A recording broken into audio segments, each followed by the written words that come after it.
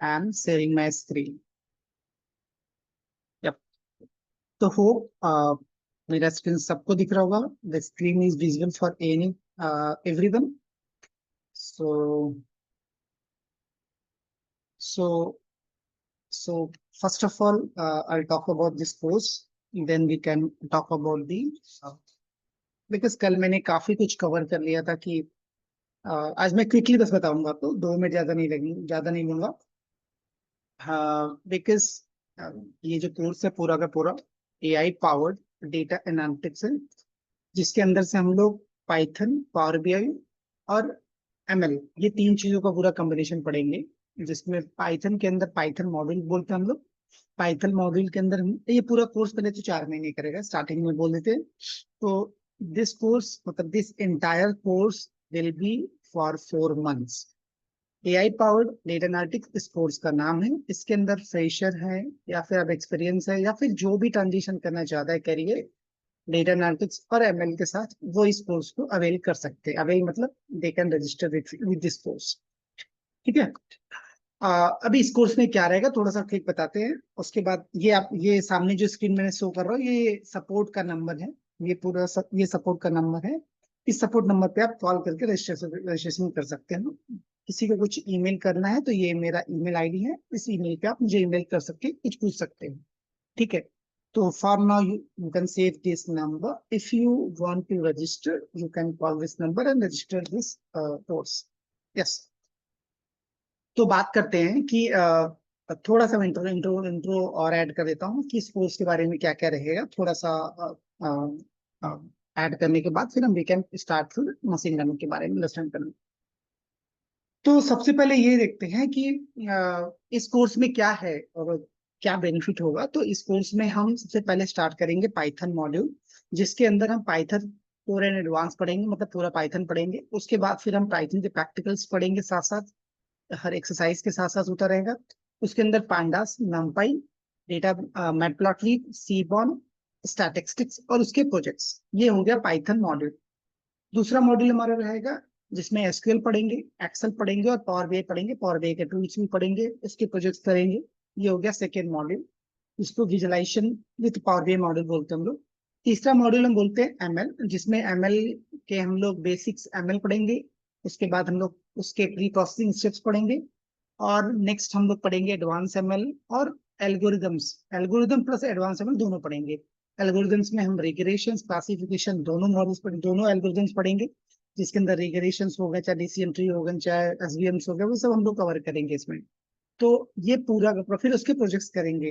Projects तो साथ साथ में करेंगे, थ्योरी और प्रैक्टिकल के साथ. और लास्ट में हमारा रहेगा एक सेशन रहेगा जो chat GPT with data analytics. कैसे हम चैट जीपीटी को कनेक्ट करते हैं, चैट जीपीटी के बैकग्राउंड में कैसे काम करता है, क्या कोर्स है, मतलब बेसिकली हम ये देखना चाहेंगे कि चैट जीपीटी कैसे काम करता है, प्रॉम्प्टिंग क्या होता है. ठीक है. चैट जीपीटी कैसे इंटीग्रेट कर सकते हो आप. ठीक है. अपना खुद का मॉडल कैसे यूज कर सकते हो. तो ये सब चीजों के बारे में एक लास्ट सेशन हम लोग कवर करेंगे for bonus kind of session.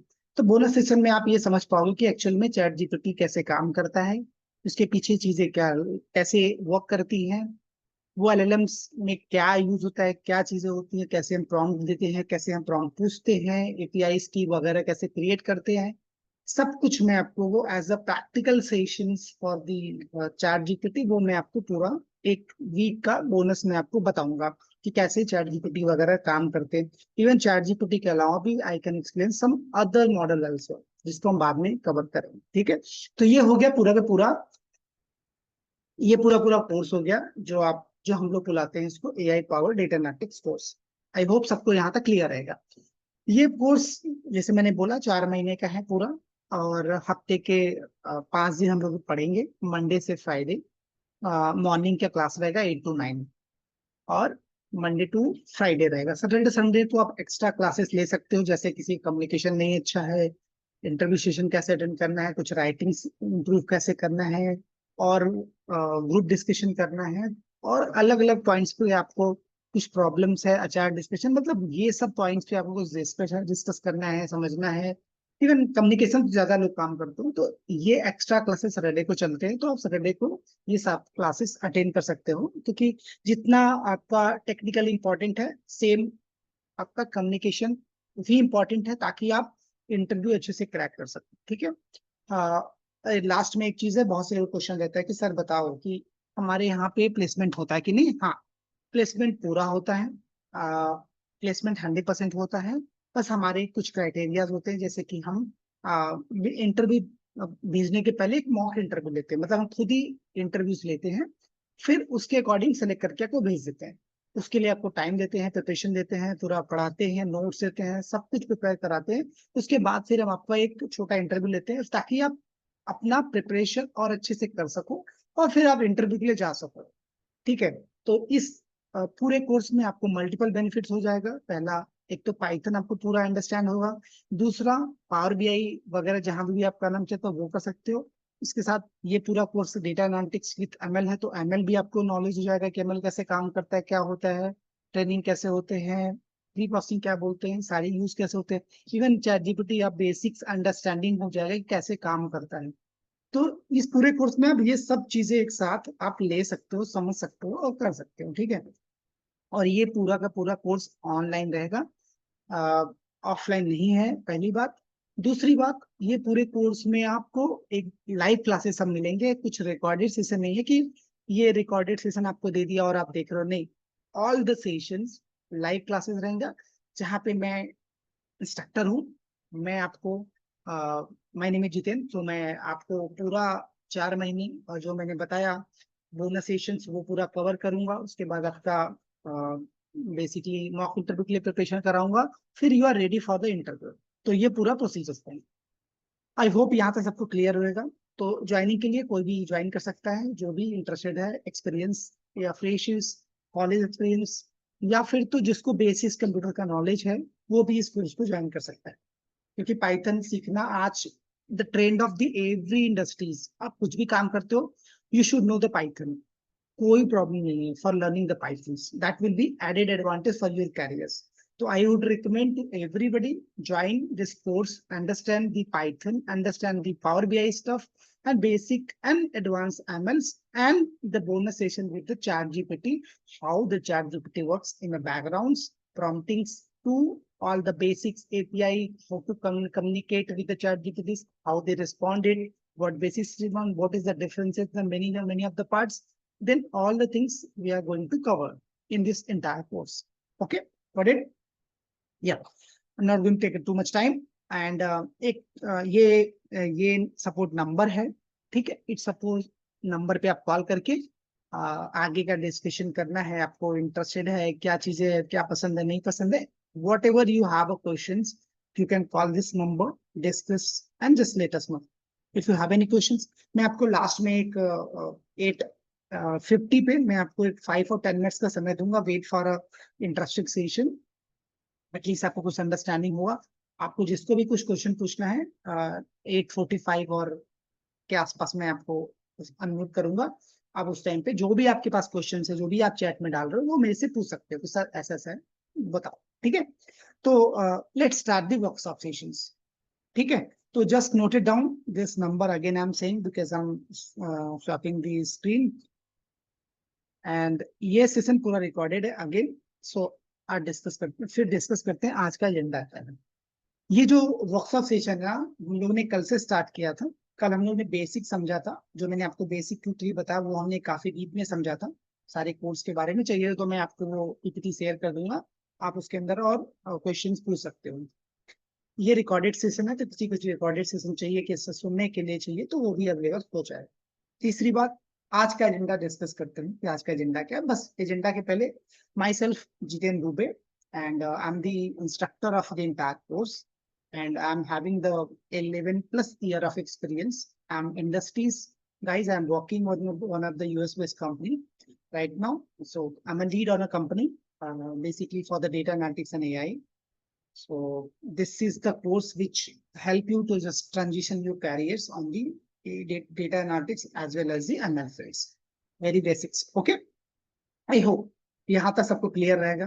I most of the things cover हो गए। एक शायद किसी को फी का कुछ क्वेश्चन हो सकता है, फी ये 20,000 का है, आप उसको 2 इंस्टॉलमेंट में पे कर सकते हो। अगेन आई एम सेइंग, जो फी है वो 20,000 रुपीज है, आप इसको पे कर सकते हो। और उसके ढेर सारे जो बेनिफिट्स है, रिकॉर्डेड, मतलब जो भी मैं लाइव सेशन करूंगा, वो सेशन मान लो आप किसी दिन आप मिस करते हो, तो वो सेशन को आप एज अ रिकॉर्डेड अपने मोबाइल पे या फिर अपने डेस्कटॉप पे कहीं पे भी आप उसको सुन सकते हैं, ठीक है।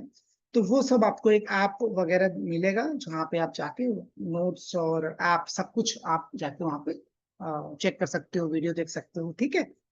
लेकिन ज्यादा से ज्यादा मतलब 99% ट्राई करो कि लाइव सेशन अटेंड करें, ताकि ज्यादा से ज्यादा क्वेश्चन पूछे, ज्यादा से ज्यादा प्रैक्टिकल करें, और ज्यादा से ज्यादा इस कोर्स को करने के बाद जल्दी से जल्दी हम अपने कैरियर को डेटा एनालिटिक्स और एमएल पे ज्वाइन कर सके, ठीक है। ओके गाइस, सो बातें काफी हो गई। अब बात करते हैं वर्कशॉप का। तो कल का जैसे वर्कशॉप मैंने बताया कि बेसिक वर्कशॉप था, और मैंने कल थोड़ा पाइथन बताया था आपको। जब मैं कोर्स स्टार्ट करूंगा तो पाइथन के बारे में इन डेप्थ आपको डिस्कस करूंगा, ठीक है। अब मैं आज एक बेसिक से स्टार्ट करता हूँ एमएल के बारे में। कल मैं आपको थोड़ा सा और डीपर और एडवांस बताऊंगा एमएल के बारे में। तो आज और कल एमएल के बारे में ये वर्कशॉप थोड़ा डीपर रहेगा, ठीक है। उसके बाद मंडे से हमारी ये क्लासेस स्टार्ट हो जाएंगे, मॉर्निंग 8 to 9। ओके गाइस, किसी को वॉल्यूम का दिक्कत है कुछ? ओके, अभी सही है, होप सो क्लियर रहेगा थोड़ा।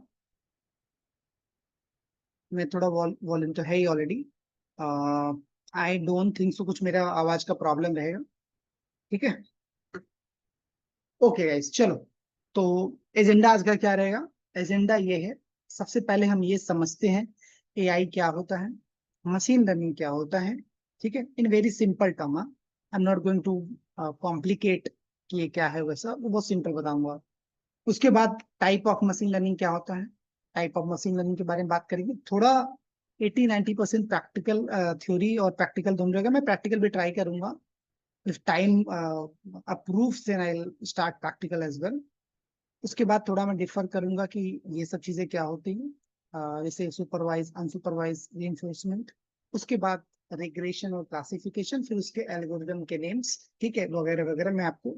और एक प्रैक्टिकल सेशन भी मैं ट्राई करूंगा कि मैं कंप्लीट करूँ, इफ टाइम परमिट्स, ठीक है। चलो, तो सबसे पहले स्टार्ट करते हैं एआई के बारे में, ठीक है।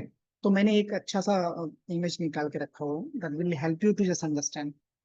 सबसे पहले ये इमेज आप देख रहे होंगे, बहुत से लोगों के मन पे रहता है कि sir, what is the difference between AI MLs, what is the difference between data science, ठीक है। दे हैव मतलब, you guys have a lot of the questions. तो सबसे पहले ये समझते एआई क्या होता है। AI means, I I know कि एवरीवन नोस, एआई मीन्स होता है आर्टिफिशियल इंटेलिजेंस। आर्टिफिशियल इंटेलिजेंस का मतलब कैसा रहता है कि हम चाहते हैं, अभी सिंपल टर्म में आपको बोले कि मान लो मेरे पास एक कंप्यूटर है, ठीक है। मैं कंप्यूटर में कुछ ऐसा प्रोग्राम बनाना चाहता हूँ जहाँ पे वो प्रोग्राम्स बेसिकली जैसे ह्यूमन ह्यूमन मिमिक करते हैं ना, जैसे मैं कुछ बोल पा रहा हूँ या जो मैं कुछ प्रेडिक्ट कर पा रहा हूँ, वो सारे जो प्रेडिक्शंस होते हैं ना, वो कंप्यूटर प्रोग्राम करके देंगे, ठीक है। तो मैंने यहाँ पे डेफिनेशन भी लिख के रखा हुआ कि AI involves techniques that compute to emulate human behaviors, enabling them to the learn, make a decisions, recognize patterns, and solve complex problem in a manner keen to the human intelligence. Simple term में बोलूं, एकदम simple term में, तो हम चाहते हैं कि machine जैसा ह्यूमन बिहेव करता है, इसे ह्यूमन डिसीजन क्रिएट करता है, वैसा ही मेरा एल्गोरिदम और प्रोग्राम बिहेव करे। तो ये काम करने के लिए हम क्या यूज करते हैं? आर्टिफिशियल इंटेलिजेंस यूज करते हैं। अब आर्टिफिशियल इंटेलिजेंस के अंदर सबसे पहला स्टेप्स आते हैं मशीन लर्निंग के अंदर। मशीन लर्निंग का सब पार्ट होता है डीप लर्निंग। डीप लर्निंग का सब पार्ट होता है जनरेटिव एआई। जनरेटिव एआई का ऐसे तो बोलेंगे, बहुत से लोग वैरी कर सकते हैं, बहुत कुछ होता है इसमें। डीप लर्निंग के अंदर भी आपका फीड फॉरवर्ड नेटवर्क होता है, ठीक है, और चीजें होती है, डीप लर्निंग्स होते हैं। उसके बाद आपका जेनेटिव एआई, जो सबको बहुत याद रहेगा। जेनेटिव एआई, जेनेटिव एआई के अंदर आता है आपका एलएलएम्स, ठीक है। एलएलएम के अंदर आते लास्ट अभी स्टेज आया है एजेंटिक एआई, ठीक है। वो सब चीजों के बारे में बात करेंगे। तो एजेंटिक एआई जो है वो सबसे लेटेस्ट है, और एजेंटिक एआई के बाद जो नेक्स्ट आने वाला that is called the physical AI. ठीक है, तो that is the beyond of this, तो उसकी बात अलग है। बट अभी अभी जो मार्केट है वो जनरेटिव एआई पे सबसे ज्यादा फोकस है, और डीप लर्निंग जनरेटिव एआई के अंदर ही आपके क्या आता है, एलएलएम्स आता है। ठीक है, तो एक जस्ट मैं आपको एक वॉक थ्रू दे दिया कि अभी ये पूरा जनरेशन कैसे, एमएल का सब पार्ट डीप लर्निंग का सब पार्ट जनरेटिव का सब पार्ट एलएलएम्स का बेसिकली एक पार्ट बोल सकते हैं एजेंटिक है। ठीक है, ओके, तो एमएल बेसिकली क्या है, एमएल एक ब्रांच है बेसिकली किसका, एक आर्टिफिशियल इंटेलिजेंस। जो एआई है, एआई का एक ब्रांच होता है, क्योंकि एआई ये है, एआई का ही एक ब्रांच है आपका एमएल, जिसको मशीन लर्निंग बोलते हैं। तो मशीन लर्निंग में हम क्या बोलते हैं कि भाई टू राइट अ प्रोग्राम या to write algorithms, that algorithms learn, make a decisions without being explicitly programmed. मतलब हम चाहते हैं मशीन लर्निंग के अंदर हम ऐसा प्रोग्राम बनाए, वो प्रोग्राम, ठीक है, हम कुछ सेट ऑफ डेटा उसको बस दे दें, उस डेटा को एनालाइज करके वो खुद का डिसीजन क्रिएट करे। ये होता है आपका एमएल। वेरी क्लियर, यहाँ तक आई होप सबको समझ में आ गया रहेगा। मशीन लर्निंग क्या है, मशीन लर्निंग एक आर्टिफिशियल इंटेलिजेंस का ही एक पार्ट है, एक ब्रांच है, जिसमें हम क्या करते हैं कि हम बिना राइटिंग द कोड, हम बिना प्रोग्राम पे लिखे, ठीक है, बिना एक्सप्लिसिट प्रोग्राम लिखे, मतलब हम खुद का बैठ के नहीं डिसीजन करें कि ये इसका होता है, नहीं, हम ऐसा एल्गोरिदम बनाए कि वो एल्गोरिदम को बस सेट ऑफ डेटा दे दे, वो डेटा के ऊपर वो डिसीजन करे based on different types of algorithms, और उसके बाद वो डिसीजन क्रिएट करे। ठीक है, तो ये जो पार्ट आता है बेसिकली एमएल के अंदर आता है। ठीक है, इसको मैं फिर से थोड़ा और एक और कन्वे करता हूँ इंग्लिश में कि machine learning is the branch of artificial intelligence that allow computer to learn and make decisions without explicit program for each of task। Like machine learning के अंदर हम जो सबसे इंपॉर्टेंट चीजें होती है वो क्या होता है, ट्रेन और टेस्ट डेटा। ठीक है, ट्रेन और टेस्ट डेटा के ऊपर सबसे इंपॉर्टेंट होता है। ठीक है, हम वो चीजों पे भी बाद में आएंगे। ठीक है, तो यहाँ पे मैंने ये समझाने की कोशिश किया कि मशीन लर्निंग एक सब ब्रांच है, जो कि हम चाहते हैं कि वो ऐसा प्रोग्राम क्रिएट करे जो कि उसको हम सेट ऑफ डेटा दे दे, और वो डेटा को एनालाइज करके खुद का डिसीजन क्रिएट करे। इसके लिए हम बोलते हैं मशीन लर्निंग। उसके बाद आता है आपका सब branch of the deep learning. Deep learning क्या होता है, डीप लर्निंग बेसिकली इंस्पायर्ड किस पे होता है, न्यूरल नेटवर्क्स के ऊपर, न्यूरल नेटवर्क्स के ऊपर एक्सपायर्ड होता है। तो डीएल किसका ब्रांच होता है, एआई का ब्रांच एमएल हुआ, एमएल का ब्रांच डीएल हुआ। ठीक है, तो ये डीप न्यूरल नेटवर्क्स के ऊपर काम करते हैं। ठीक है, जिसमें हम क्या करते हैं कि इंफॉर्मेशन को एक्सचेंज करते हैं। ठीक है, एक लेयर से दूसरे लेयर से आपका as a whatever the output layer जो रहता है वहां करते हैं। मतलब इसके अंदर हिडन लेयर होते हैं। आपने कभी ब्रेन का पिक्चर्स देखो, तो हमारे अंदर इंफॉर्मेशन कैसे एक्सचेंज होता है। तो बेसिकली आप देखोगे कि ब्रेन में ना वन वन बिलियन, ऐसा बोलते हैं कि 1 बिलियन से इंफॉर्मेशन स्टोर होता है। कितना स्टोर होता है, 1 बिलियन इंफॉर्मेशन स्टोर रहता है। ठीक है, तो हमारे अंदर जो जो न्यूरॉन्स होते हैं बेसिकली, वो इंफॉर्मेशन, अब कभी कभी आपने, मान लो कभी आपने कहीं गए आते हो, आपने किसी को एक बार देखा हुआ है, ठीक है, आप उससे 5 साल बाद कहीं मिलते तो आप अपने आप को रिकलेक्ट करते हो कि अरे ये पर्सन को मैंने कहीं तो देखा है, कहीं तो देखा है, कहीं तो देखा है। तो some of the information stored on your brains. ठीक है, तो बेसिकली क्या होता है कि डीप लर्निंग में बहुत बड़ी पार्ट होती है, जिसके अंदर पहले तो स्टार्टिंग में फीड फॉरवर्ड नेटवर्क्स आते हैं, कैसे बनाए जाते हैं। उसके बाद आता है नेक्स्ट उसके बाद आता है सीएनएन्स, आरएनएन्स, एलएसटीएम्स। ठीक है, उसके बाद ऑटो इनकोडर्स, उसके बाद ट्रांसफार्मर, ऐसे उसके हैं। तो ये सब कुछ इंटरनल काम करते हैं आपका डीप न्यूरल नेटवर्क्स के ऊपर। ठीक है, जहाँ पे आपके न्यूरॉन्स क्या करते हैं, अलग अलग लॉजिक है, अलग स्ट्रेटेजी होती है भेजने का इंफॉर्मेशन। एक इनपुट लेयर होता है, एक हिडन लेयर होता है, एक आउटपुट। बहुत सिंपल बता रहा हूँ मैं, कॉम्प्लेक्स आएंगे तो बहुत कुछ है, आप बोलोगे सर बहुत ज्यादा बता दिया। तो सबसे पहला इनपुट लेयर, उसके बीच में कुछ हिडन लेयर्स होते हैं जहां पे वो इन्फॉर्मेशन एक्सचेंज करते हैं, देते हैं आपको इन्फॉर्मेशन, कन्वर्ट करते हैं, और लास्ट में आपको एज अ आउटपुट लेयर दे देते हैं। तो ये बेसिक्स में जाएंगे फीड फॉरवर्ड नेटवर्क के अकॉर्डिंग। तो ये 3 लेयर्स होते हैं, ठीक है।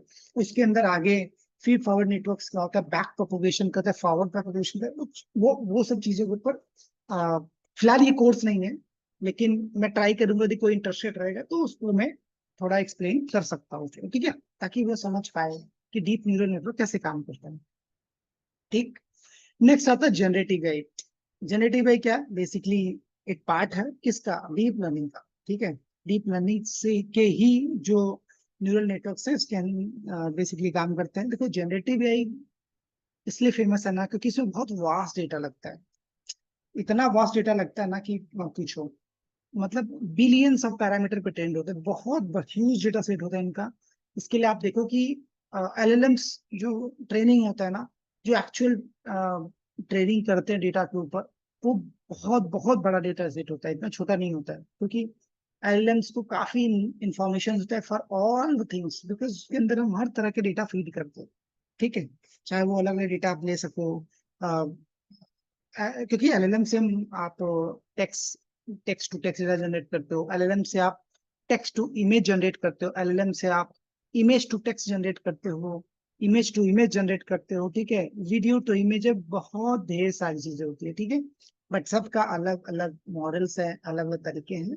तो मैं आपको जो बताऊंगा वो टेक्स्ट टू टेक्स्ट है, ठीक है, जहाँ पे आप टेक्स्ट का प्रॉम्प्टिंग करोगे, जहाँ पे क्वेश्चन आंसर टाइप का रहेगा, जो हम बेसिकली यूज करते हैं, हम उससे कुछ क्वेश्चन पूछेंगे, that is called text, and जो भी रिस्पॉन्स आएगा वो टेक्स्ट, ठीक है। और उसके पीछे जो काम करेगा एलएलएम्स। एलएलएम किसके अंदर आता है, जनरेटिव एआई के। जनरेटिव एआई क्या है, जनरेटिव एआई एक डीप लर्निंग का ही पार्ट होता है, बट एक बहुत बड़े डेटा के ऊपर ट्रेन रहता है, ठीक है, जिसके पीछे का बैकबोन एक ट्रांसफार्मर होता है। तो जब मैं आपको बोनस पढ़ाऊंगा तो ट्रांसफार्मर क्या होता है वो भी समझाऊंगा, ठीक है। ट्रांसफार्मर में कैसे अलग अलग जो भी उसके अलग अलग चीजें काम करती है वो सब भी एक्सप्लेन करके आपको दूंगा, इनकोडर वगैरह जो भी है पार्ट, वो सब मैं आपको लास्ट बताऊंगा, ताकि ये आप समझ पाओ पूरे को, ठीक है। तो वो कोर्स के लास्ट पार्ट में रहेगा, जिसमें आपको जब मैं चैट जीपीटी पढ़ाऊंगा तो आपको ट्रांसफार्मर का एक पूरा एक्सप्लेनेशन भी कर दूंगा, ताकि आपको थोड़ा अपने नॉर्मल तरीके से, ताकि आप समझ सको कि बैकग्राउंड में कैसे क्या डेटा काम करता है, ठीक है। अभी वो डीप में जाके मतलब नहीं मिलता, ठीक है। तो आई होप यहाँ तक सबको क्लियर हो गया। जेनेटिव एआई, जेनेटिव एआई के अंदर जो हम लोग एलएलएम्स यूज करते हैं, लार्ज एलएलएम्स मतलब लार्ज लैंग्वेज, ठीक है, मॉडल्स, ठीक है, लार्ज लैंग्वेज मॉडल्स, क्योंकि इसका ये लैंग्वेज मॉडल बेसिकली बोलते हैं, लैंग्वेज मॉडल्स, बट वो लार्ज डेटा सेट को अटेंड करता है, इसलिए इसको बेसिकली एलएलएम्स बोले जाते हैं, ठीक है। आई होप यहाँ तक सबको क्लियर हो गया होगा कि एआई, एआई के बाद एमएल, एमएल के बाद डीप लर्निंग, डीप लर्निंग में जेनेटिव है, जेनेटिव के अंदर एलएलएम्स, एलएलएम्स के अंदर अभी आगे एजेंटिक्स है, एजेंटिक एआई के बाद नेक्स्ट जो आने वाला रहेगा that is called physical AIs, ठीक है। तो ये एक एक बेसिकली आपका इवेल्युएशन ऑफ एआई का पार्ट है, ठीक है, इसको हम बोलते हैं इवेल्युएशन ऑफ एआई, ठीक है। आज के टाइम पे जनरेटिव एआई और डीप लर्निंग बहुत इंपॉर्टेंट है, बट इन दोनों के साथ मशीन लर्निंग भी इंपॉर्टेंट है, मतलब ये पार्ट पूरे टीम के तीनों पार्ट बहुत इंपॉर्टेंट है कि कैसे काम करते हैं, ठीक है। ओके गाइस, तो क्योंकि हमारा जो पूरा कोर्स है वो फुल्ली एआई बेस्ड नहीं है, इसके लिए मैं ये इतना डेप्थ में नहीं पढ़ाऊंगा, बट ये आपको डेप्थ में पढ़ाऊंगा, ठीक है। तो डेटा एनालिसिस के साथ साथ मुझे एमएल पढ़ाना है, ये इसके लिए हम अलग सेशन से पढ़ाते हैं, मतलब अलग मेरा क्लासेस रहता है, deep learning and generative AI. चलो गाइस, आई होप यहाँ तक क्लियर हो गया सबको, यहाँ तक कोई भी प्रॉब्लम नहीं रहेगा समझने के लिए, ठीक है। अब लास्ट में आपको 15 मिनट, 18-20 मिनट के बाद में बोलूंगा, आपको क्वेश्चन पूछना है तो वहां से पूछ सकते हो, ठीक है।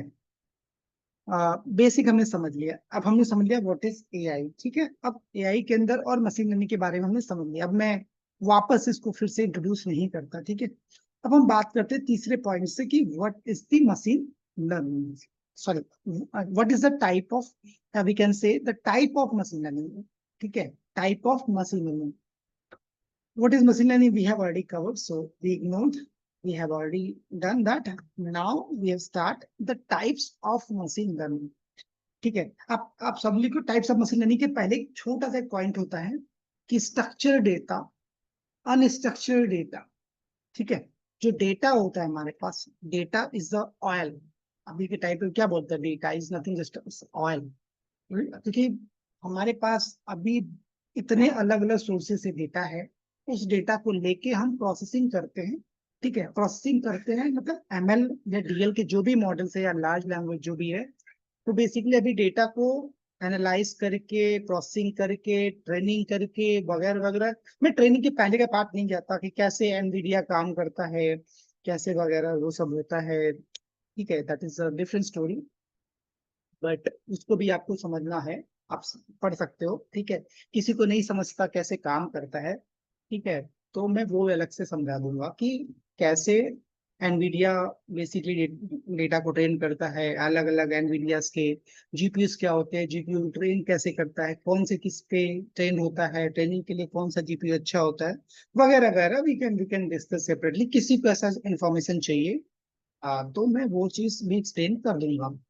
ठीक, तो मैं बोल रहा था डेटा।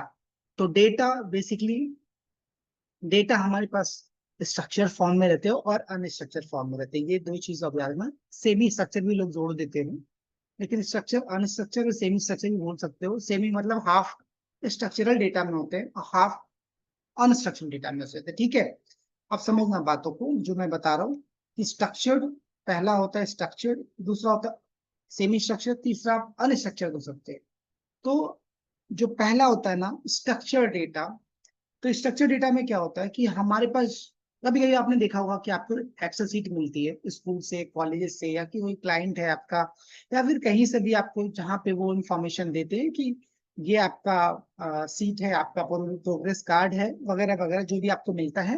आप आपने देखा रहेगा तो वो एक्सेल के अंदर रहता है। तो आप एक्सेल ओपन करते हो, ओपन करने के बाद क्या रहता है आपको, आप एक्सेल में सारे के सारे हेडर्स होते हैं। पहला जो हेडर रहते हैं एक्सेल के अंदर, पहला हेडर मतलब जो कॉलम बोलते हैं, वो कॉलम के अंदर, वो कॉलम से रिलेटेड चीज, तो किसी का सीरियल नंबर है, रोल नंबर है, नेम है, वगैरह है इसका, जो भी वगैरह। किसी आपने कहीं पे कॉस्ट वास्ट कुछ बाई करते हैं तो ये एक्सेल सीट मान लो उन्होंने बना के दिखाया कि सर हमारे पास इतने प्रोडक्ट है, ये सारे प्रोडक्ट का ये सब प्राइस है, वो एक्सेल सीट में आपको देते हैं। तो जब भी हमें कोई सीरियलाइज डेटा मिलते हैं, बट प्रॉपर उसका हेडर रहता है, मतलब कॉलम का नाम रहता है, उसका डेटा रहता है, वगैरह वगैरह, प्रॉपर फॉर्मेटिंग रहता है रो कॉलम्स, और हमें पता रहता है कि ये हेडर का मतलब ये है, प्राइस का मतलब प्राइस है। तो जो भी चीजें हमें डेटा, जो भी डेटा हमें एकदम प्रॉपर मिलता है, हेडर विद कॉलम विद उसकी वैल्यूज, तो वो बेसिकली क्या है, किधर किस उसके बारे में बात करें तो वो होता है बेसिकली आपका स्ट्रक्चर डेटा, मतलब स्ट्रक्चरल फॉर्म में है। आप उसको देखते हो, बोले अच्छा हाँ ये प्राइस है, उस प्राइस का प्राइस मीनिंग क्या होता है कि जो भी प्राइस वहाँ पे इंक्लूडेड है। हाँ, किसी का नाम है, हेडर में नेम है, नेम का मतलब हम समझ सकते हैं, अच्छा नेम मतलब पर्सन नेम्स है, ठीक है, एनिमल्स नेम है वगैरह, सीरियल नंबर है, कॉलेज है, मार्क्स है, वट जो भी नेम है कॉलम का, उसके बारे में समझते हैं। तो जो भी इसे स्ट्रक्चर्ड के फॉर्म में डेटा रहता है वो स्ट्रक्चरल बेसिकली हम बोलते हैं। ठीक है, वो क्या होता है, स्ट्रक्चर डेटा होता है। मैंने इसका टाइप्स ऑफ लर्निंग के पहले बता दूं थोड़ा सा। तो स्ट्रक्चर डेटा हो गया, उसके बाद सेमी स्ट्रक्चर मतलब कि थोड़ा सा आपका स्ट्रक्चरल डेटा है, कुछ डेटा का हेडर का कॉलम ही नहीं है, बट उसका सिर्फ डेटा डेटा है, उसका सिर्फ वैल्यूज है। ठीक है, मतलब mix of structure and unstructure, that is we call out the semi structure. जहां पे कुछ तो सीरियलाइज नेम है, भाई ये नेम है, उसकी वैल्यूज है, यहाँ पे कुछ हेडर ही नहीं है उसका। कुछ ऐसे सीट्स है जहाँ पे हेडर ही नहीं है, आप कैसे पता करो कि ये बेसिकली क्या है। तो उसको हम बस ऐसी चीजों को हम बोलते हैं वैसे सेमी स्ट्रक्चर। और एक होता है अनस्ट्रक्चर। देखो अनस्ट्रक्चर में क्या होता है ना, जैसे आपका, आपके पास इमेज मिल गया, वीडियो मिल गया, ऑडियो मिल गए, ईमेल्स मिल गए, ठीक है, और आपके सोशल मीडिया में लाइक ट्रिलियंस ऑफ टेक्स्ट का डेटा मिल गया आपके पास। ये सब क्या होता है, बेसिकली क्या होता है, एक अनस्ट्रक्चर्ड डेटा। अनस्ट्रक्चर मतलब जो स्ट्रक्चरल फॉर्म में नहीं है, जिसका प्रॉपर से हेडर नहीं है कि अच्छा ये सीरियल नंबर है, अच्छा ये नेम्स है, अच्छा ये कमेंट्स है। अब वो कमेंट्स आपको दिख रहा है, आपको बस डेटा मिल गया, ये लो डेटा, आपके पास ये ढेर सारे कमेंट्स हैं, पर उसी में किसी का नाम है, किसी का फोन नंबर है, किसी का क्या है, वगैरह वगैरह, ढेर सारी चीजें, किसी के लिंक्स है, वीडियोस है, सब कुछ मिक्स मिल गया आपको। तो कुछ भी स्ट्रक्चरल फॉर्म में नहीं है आपके पास। ठीक है, जो भी चीज स्ट्रक्चर फॉर्म में नहीं है तो फिर आपको स्ट्रक्चर करना पड़ता है, वो सब ढेर सारी अलग चीज होती है। तो आई होप यहाँ तक समझ में आया कि डेटा के तीन मेन फॉर्म होते हैं, एक स्ट्रक्चर्ड फॉर्म, एक सेमी स्ट्रक्चर्ड फॉर्म और एक अनस्ट्रक्चर्ड। अनस्ट्रक्चर्ड में मैंने बताया जैसे इमेज, वीडियोस, ठीक है, ईमेल्स, सोशल मीडिया के ढेर सारे बंच ऑफ डेटा, ये सब होता है अनस्ट्रक्चर्ड डेटा। ठीक है, अनस्ट्रक्चर्ड मतलब जो एकदम स्ट्रक्चरल फॉर्म में नहीं होते हैं, कि ये क्या है जैसा हमें स्ट्रक्चर डेटा में देखने को मिलता है। आई होप यहाँ तक क्लियर हो गया सबको। डेटा का फॉर्म बता दिया मैंने। अब बात करते हैं कि टाइप्स, मतलब ये क्यों मैंने बताया, क्योंकि मैं यही स्ट्रक्चर डेटा का यूज करूंगा, इसी वर्ड का यूज करूंगा मैं टाइप ऑफ मशीन लर्निंग के अंदर। तो मैंने सोचा पहले वो बता दूं आपको कि स्ट्रक्चर, सेमी स्ट्रक्चर और अनस्ट्रक्चर डेटा बेसिकली होता क्या है।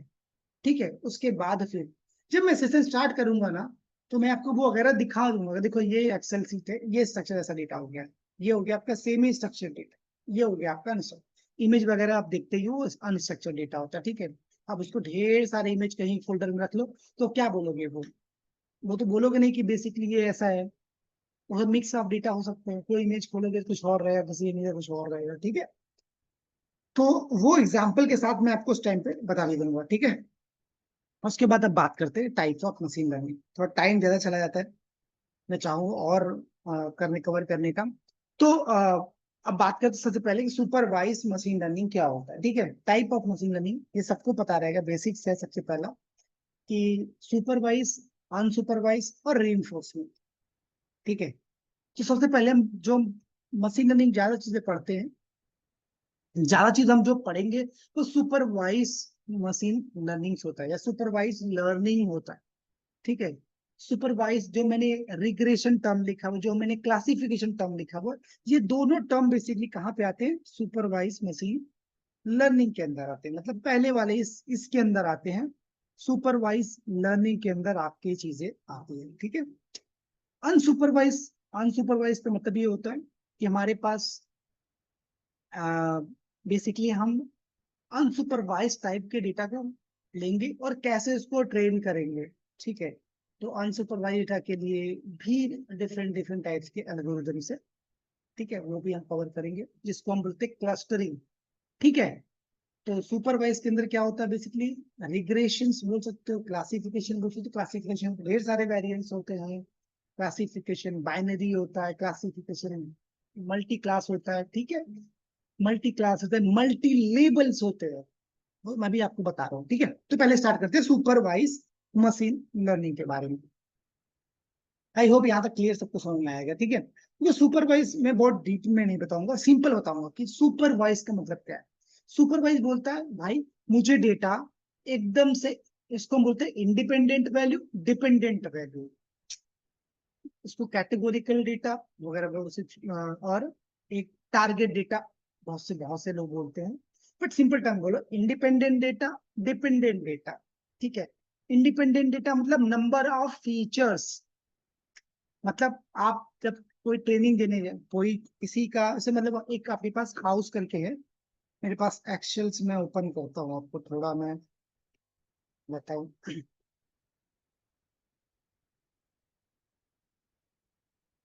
यस, ठीक है, तो मैंने मान लो यहाँ पे लिखा बेसिकली कि, मैं बात करूँ कि मान लो कोई हाउस है, तो हाउस की साइज क्या है, हाउस की साइज क्या है। ठीक है, ध्यान से देखना थोड़ा, किसी को लगेगा तो मैं थोड़ा बड़ा कर देता हूँ स्क्रीन ना, मैं स्क्रीन थोड़ा बड़ा कर देता हूँ ताकि आपको समझ में आए पॉइंट में, जो समझ जाओगे तो पढ़ने में आसानी होगी। और मान लो कि एक हाउस है, ठीक है, उसका साइज, साइज मतलब एरिया, बेसिकली एक घर है तो उसका घर की साइज कितनी हो रही है, और उस साइज के अकॉर्डिंग उसमें नंबर ऑफ रूम्स कितने हैं, नंबर ऑफ रूम्स कितने हैं। ठीक है, और मैंने ये किया, उसके बाद उन रूम्स के अकॉर्डिंग उनकी प्राइस क्या है। ठीक है, आप घर कभी देखने जाते हो तो देखते हो ना, घर कितना बड़ा है, कितने एरिया में घर है, 3 स्क्वायर, 300 स्क्वायर फीट का है, 400 स्क्वायर फीट का है। ठीक है, और 600 स्क्वायर फीट का है, 680 स्क्वायर फीट का है। ठीक है, और इसके अंदर से कितने बेसिकली नंबर ऑफ रूम्स है। आप बोलते हो ना, जाते हो देखने घर तो बोलते हो हाँ ये 1 BHK का है, 1 BHK मतलब 1 बेडरूम किचन, इसका एरिया 450 स्क्वायर फीट, और इसका प्राइस ये है, ऐसे बोलते हैं ना।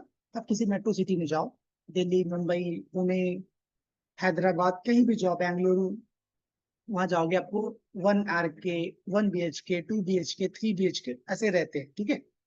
2 बेडरूम किचन, 3 बेडरूम किचन रहते हैं, ठीक है, यही रहता है ना बेसिकली। तो फिर उस हर एक का एक एरिया रहता है ना। 2 बेडरूम किचन लिया तो 600 स्क्वायर फीट है, 500 स्क्वायर फीट है, 400 स्क्वायर फीट है, एक स्क्वायर फीट होता है जिसको एरिया बोलते हैं। आई होप यहाँ तक क्लियर रहेगा, ठीक है। नंबर ऑफ रूम्स मतलब 2 BHK मतलब 2 रूम, हॉल, बेड, किचन जो भी हो गया वगैरह हो गए, वैसा रहते हैं, ठीक है। और ये आपका फिर लास्ट में बोलते हैं सर आप 2 BHK लोगे, आपकी प्राइस वो 1 करोड़ रुपए, just for example I am just saying, ठीक है। इंडिया के according 1 crore 50 crore, sorry 50 lakhs, sorry 75 lakhs, what ever. Location वगैरह इंपॉर्टेंट होता है कि अभी अब बात करते हैं ये लोकेशन पे घर है तो ये थोड़ा महंगा पड़ेगा, इस लोकेशन पे थोड़ा और महंगा पड़ेगा, वो एक extra number of feature add हो रहा है। क्या मैंने बोला आपको? लोकेशन। मैंने आपको कितनी चीजें दिए थे? मैंने आपको यहाँ पे सिर्फ 2 चीजें बताई। ये बेसिकली क्या है? फीचर है। उस फीचर के बेस पे क्या बता रहे हो आप? प्राइस बता रहे हो। नंबर ऑफ फीचर और ऐड करते जाओगे तो उसकी प्राइस और बढ़ती जाएगी। इसमें क्या हुआ कि ये मेरा बेसिकली क्या हो गया? फीचर हो गया। ये मेरा क्या हुआ? बेसिकली टारगेट हो गया। तो इसी को हम ML के टर्म बोलते हैं इंडिपेंडेंट वैल्यूज, ठीक है। क्या बोलते हैं? Independent values. ये होता है आपका डिपेंडेंट वैल्यूज। डिपेंडेंट वैल्यू मतलब हमें क्या वैल्यू लेना है, क्या प्रिडिक्ट करना है, वो डिपेंडेंट वैल्यू हो गया, ठीक है। और इंडिपेंडेंट वैल्यू मतलब क्या फीचर है उसके, वो फीचर क्या है, ठीक है। तो इंडिपेंडेंट वैल्यू क्या होते हैं? ये आपके हो गए बेसिकली फीचर, ये बेसिकली हो गया टारगेट। या इसी को दूसरे टर्म में बोलो तो इसको बोलो इंडिपेंडेंट वैल्यूज और डिपेंडेंट वैल्यूज। तो सुपरवाइज में क्या होता है कि हमें इंडिपेंडेंट वैल्यूज और डिपेंडेंट वैल्यूज का लेबल्स पहले से पता होता है। जब हम डेटा को ट्रेनिंग करने के लिए जाते हैं तो हम पहले से ही बताते हैं कि ये मेरे इंडिपेंडेंट डेटा है, ये मेरा डिपेंडेंट डेटा है। तो ये डेटा को देने के बाद मुझे ये डेटा, डिपेंडेंट डेटा को तुम्हें प्रिडिक्ट करके बताना है, ठीक है। इसलिए इसको बोलते हैं प्रिडिक्टिव एनालिसिस। क्या करते हैं? डेटा को प्रिडिक्ट करके बताता है कि मैंने बोला कि मुझे 300 स्क्वायर फीट का है और 2 BHK है, तो उसका प्राइस कितना होगा। मैंने बोला उसको कि 450 स्क्वायर फीट है और वो 2 BHK है, तो उसकी प्राइस क्या होगा। तो ये प्राइस कैसे आएगा? आपने पहले से ही independent data as a labelled form में दे के रखा है, ठीक है। ये एज अ लेबल्ड फॉर्म में आपने दे के रखा है। उस लेबल्ड को यूज कर, डेटा को यूज करके जो आपने बेसिकली क्या किया हुआ है, डेटा का टारगेट वैल्यू सेट करके दिया हुआ है कि भाई ऐसे डेटा के रहेगा तो उसकी प्राइसिंग ये रहेगी, ठीक है। तो एल्गोरिदम्स यूज करेगा सुपरवाइज लर्निंग के अंदर, फिर वो आपको प्रेडिक्टिव डेटा करके देगा कि हाँ आपने ये डालोगे तो आपको ऐसा डेटा मिलेगा, मतलब ये प्राइस रहेगा, ठीक है। तो बेसिकली ये जो रहता है इंडिपेंडेंट, मतलब जो लेबल डेटा यूज करते हैं, और लेबल्स आपके पास डिपेंडेंट डेटा रहता है, ये डेटा को हम सुपरवाइज मशीन लर्निंग के अंदर यूज करते हैं, ठीक है। अब और सिंपल बताएं तो थोड़ा सा मैं आपको उसमें बता देता हूँ कि यहाँ पे आते हैं, ठीक है। अब सुपरवाइज का थोड़ा सा आप अंडरस्टैंड करोगे। तो सुपरवाइज मशीन लर्निंग क्या बोलता है कि सुपरवाइज के अंदर मॉडल जो होते हैं वो ट्रेंड किस पे होते हैं? लेबल्ड डेटा के ऊपर ट्रेंड होते हैं, ठीक है। क्या होते हैं? Label data. लेबल डेटा मतलब कि क्या होता है? जिसके अंदर इनपुट क्या जाएगा और आउटपुट क्या आएगा आपको पहले से पता रहता है।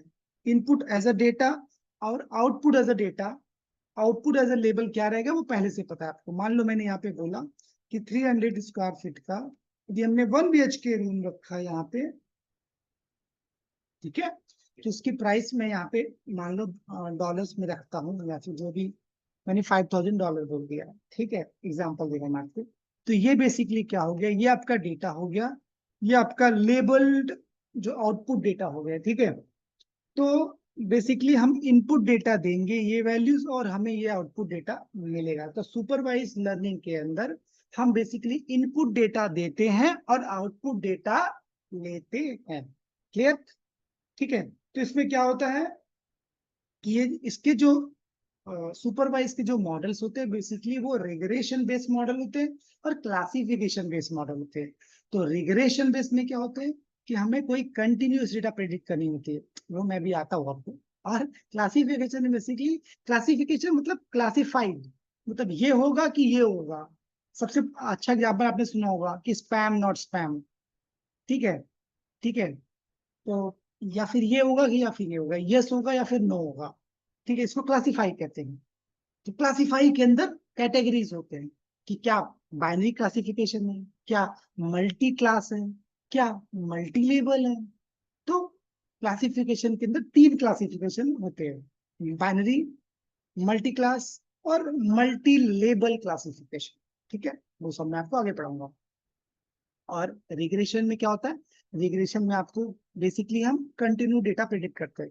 मतलब मैंने बोला कि अच्छा बताओ 400 की साइज 1 BHK रूम रहेगा, तो उसकी प्राइस क्या होगी, that will be change, that is not going to be same. ठीक है, तो सुपरवाइज के अंदर आपको input data and output data देना पड़ता है, और बेस्ड ऑन दैट जब आप प्रेडिक्ट करने जाते हो तो सिर्फ आपको इनपुट डेटा देना पड़ता है, उसके अकॉर्डिंग आपको प्रेडिक्ट करके आउटपुट डेटा मिलता है। ठीक है, तो ये सब मॉडल को बेसिकली हम यूज करते हैं as a terms of predictive analysis. आपने वर्ड सुना रहेगा कि प्रिडिक्टिव एनालिसिस क्या होता है। ठीक है, तो प्रिडिक्टिव एनालिसिस के ज्यादातर हम जो फोरकास्टिंग करते हैं, प्रिडिक्टिव एनालिसिस करते हैं, ज्यादातर हम यूज करते हैं सुपरवाइज मशीन लर्निंग को यूज करते हैं। ठीक है, तो सुपरवाइज मशीन लर्निंग में हम क्या करते हैं, हमारे पास डेटा जो रहता है वो लेबल डेटा पहले से अवेलेबल होता है in the form of independent value और डिपेंडेंट वैल्यूज। और हम उसमें जब प्रिडिक्ट करने जाते हैं उसमें हम इनपुट डेटा देते हैं और हमें आउटपुट डेटा मिलता है। ये काम हम सुपरवाइज मशीन लर्निंग के अंदर करते हैं by using the regression algorithm, by using the classification algorithms. ठीक है, आई होप यहाँ तक क्लियर हो गया सबको।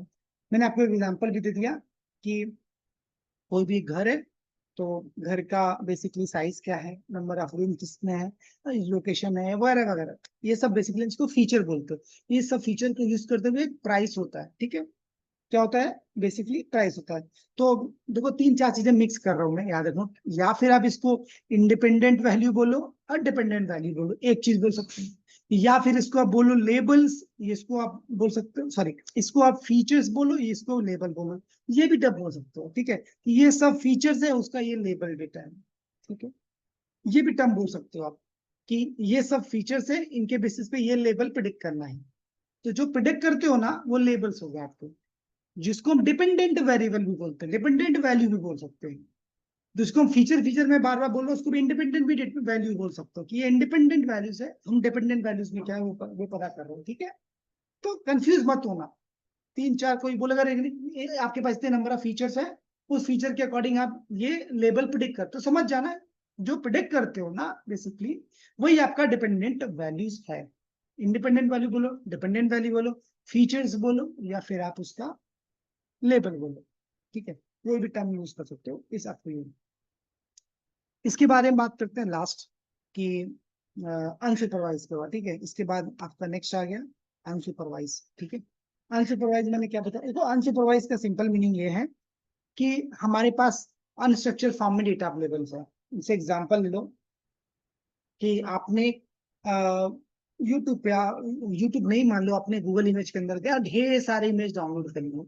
फॉर एग्जाम्पल दे रहा हूँ मैं आपको, आपने ढेर सारी इमेज डाउनलोड कर लिए और रख लिए। तो मैं बोलूंगा कि ये इमेज डॉग का है, कैट का है, किसका है, क्या है, आप तो नहीं समझे। आप कंफ्यूज रहोगे कि अरे सर ये इसका है, तो उसको आप बोलोगे रुको सर, मैं इसको अलग अलग कैटेगरीज में कर देता हूँ।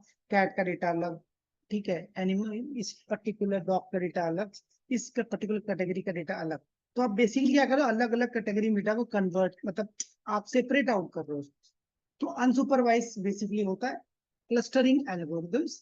क्लस्टरिंग एल्गोरिदम बेसिकली क्या करते हैं कि आपके पास जो डेटा होता है, मतलब बेसिकली आपके पास डेटा जो है वो लेबल्ड फॉर्म में नहीं है। सुपरवाइज में क्या होता है, डेटा लेबल्ड फॉर्म में होता है। ठीक है, जिसको इंडिपेंडेंट, डिपेंडेंट या फिर आप फीचर लेबल जो भी बोल रहे थे। यहाँ पे क्या होता है, सो अनसुपरवाइज में आपको लेबल डेटा नहीं है, आपके पास सिर्फ डेटा है। आपके पास सिर्फ ढेर सारे डेटा पड़े हुए आपके पास। अब उस डेटा को बेसिकली लेबलाइज कर रहे हो आप। किससे कर रहे हो? Different types of algorithm use कर रहे हो, ठीक है, जिसको हम बोलते हैं क्लस्टरिंग एल्गोरिदम्स। बहुत से क्लस्टरिंग एल्गोरिदम होते हैं, DB-स्पैन से लेकर हैविकेल होते हैं और बहुत से हैं। और हम वो सब चीजों में पढ़ेंगे कि क्लस्टरिंग एल्गोरिदम कैसे काम करता है, कैसे सेग्रीग आउट करता है आपके पास जब डेटा लेबल्ड फॉर्म में अवेलेबल नहीं हो तो। ठीक है, आपके पास लेबल डेटा नहीं है, अनलेबल डेटा है। अनसुपरवाइज मतलब अनलेबल डेटा आपके पास है। अनलेबल डेटा को यूज करने के लिए हम different types of clustering algorithms use करते हैं, जिससे हम उस अनलेबल डेटा को प्रॉपर एक लेवलाइज फॉर्म में यूज कर सके, ताकि उस मॉडल को यूज करके एल्गोरिदम्स और इनपुट दे के हम उससे आउटपुट ले सकें। ठीक है, तो as a terms, as a anatomy बोल सकते हैं कि सुपरवाइज मशीन लर्निंग में लेबल डेटा होते हैं, अनसुपरवाइज में अनलेबल डेटा होते हैं, और तीसरा होता है रीइंफोर्समेंट लर्निंग, यहाँ पे डेटा ही नहीं होता। पहले तो पढ़ा आपने कि लेबल डेटा है, दूसरा पढ़ा आपने कि अनलेबल है, भाई चलो अब लेबल किसी ने नहीं दिया तो अनलेबल डेटा है, इसको हम लेबल कर लेंगे।